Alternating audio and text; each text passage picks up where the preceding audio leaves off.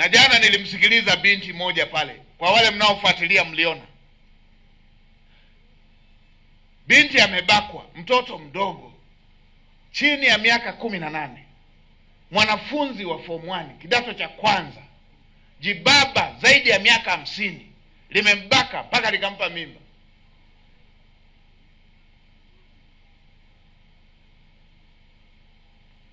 Halafu vipimo vya kwanza vimetoka, vimeonyesha DNA zinafanana. Halafu katika kuendesha kesi eti imeonekana hakuandikwa kwamba ni mwanafunzi. Ngoja nifike Lushoto.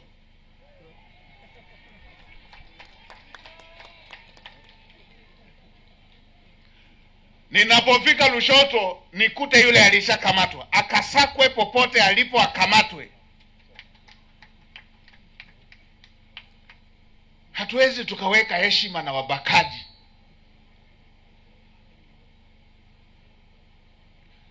Na afisa elimu wa mkoa, huyo mtoto akimaliza kunyonya, yule mtoto, yule mamake aliyebakwa, mama mtoto aliyebakwa apelekwe shule akaendelee na ndoto yake ya kusoma. Mtafutieni shule ya bweni aendelee na kusoma.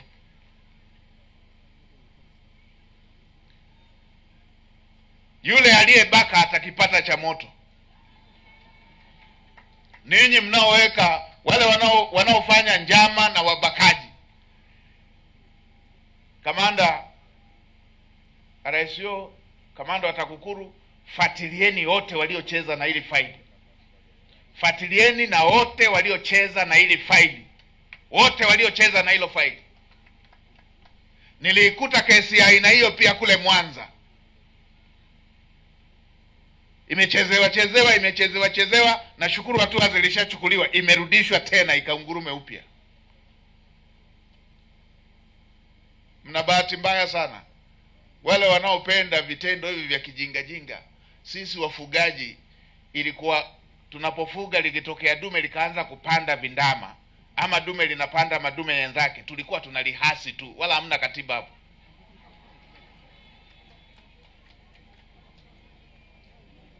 Wala hatukuwa na katiba ya ng'ombe, tulikuwa tunalihasi tu.